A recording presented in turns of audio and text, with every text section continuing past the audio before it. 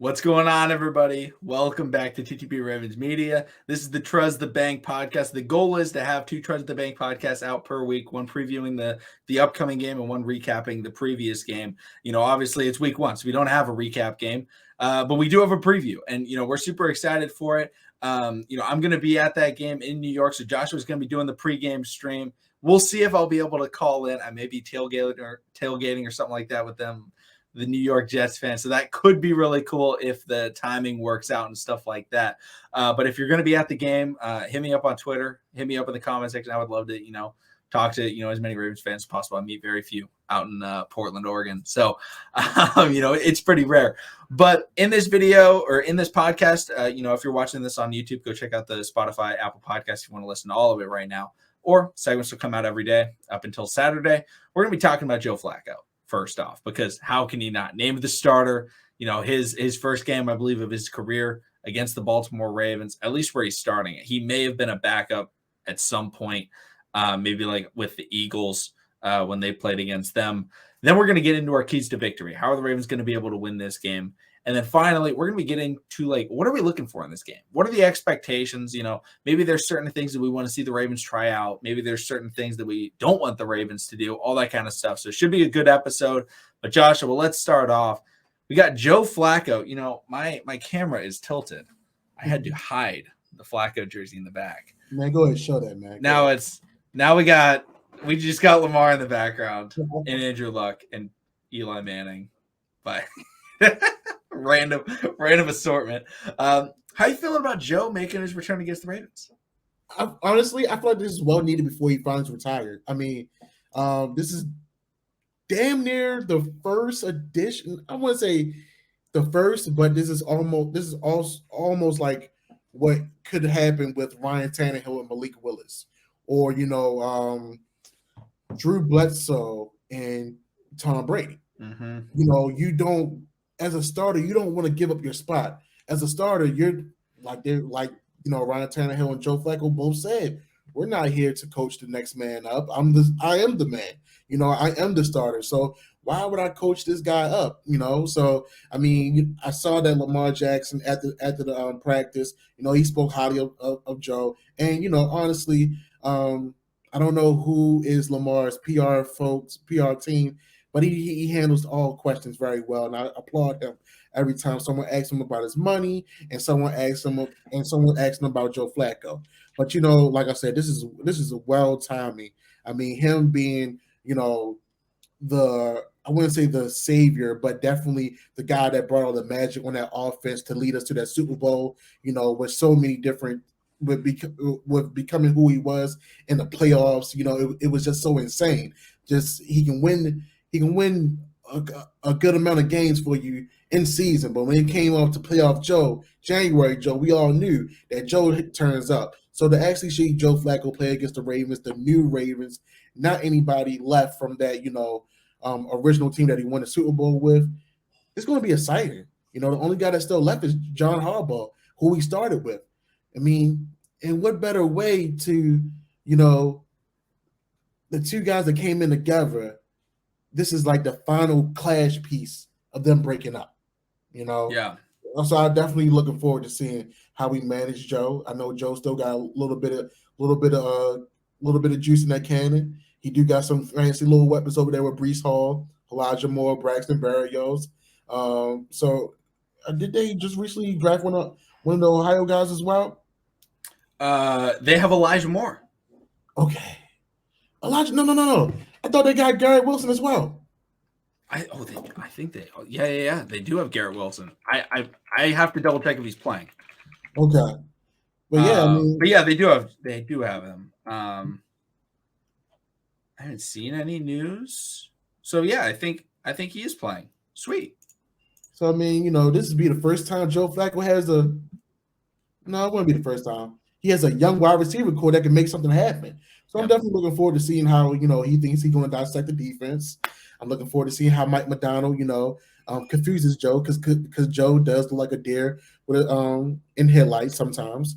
So I'm looking forward. I'm looking forward to this game first week.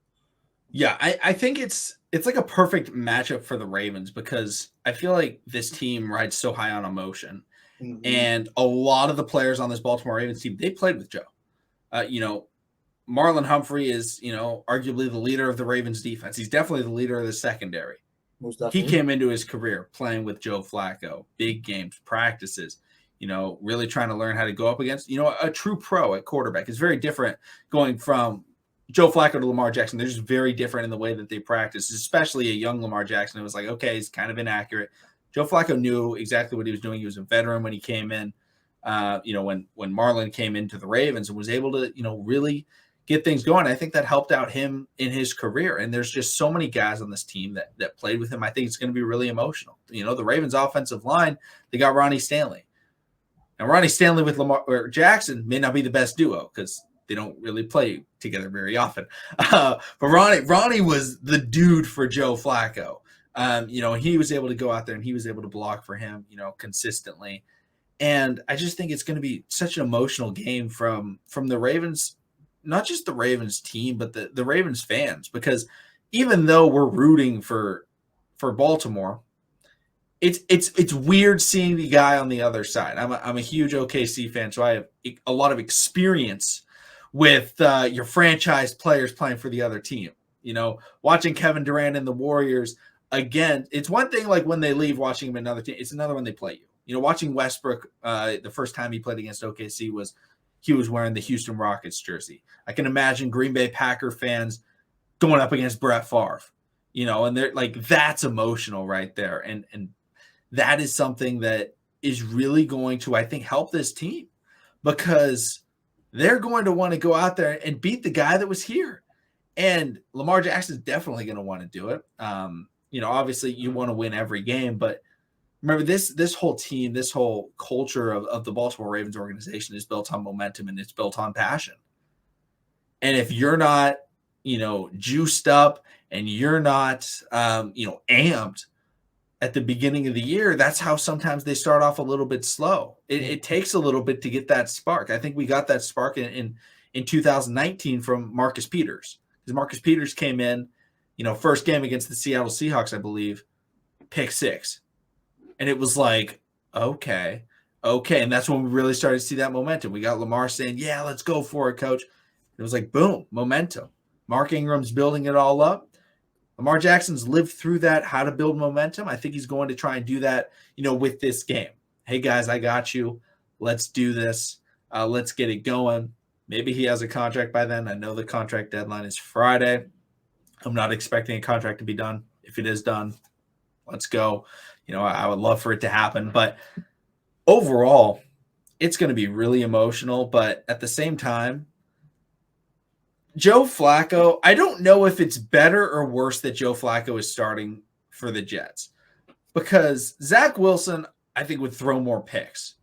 But at the same time, the crowd, I think, would be more involved with Zach Wilson because I think he would be riskier. They'd make more flashy plays. Joe Flacco, later into his career, he is a very kind of conservative guy until he does like to take the deep ball, but that's the last game that I watched from Joe Flacco was, I believe it was Jets Patriots. He might have been Thursday Night Football. It was a primetime game, and he was actually leading them to a win.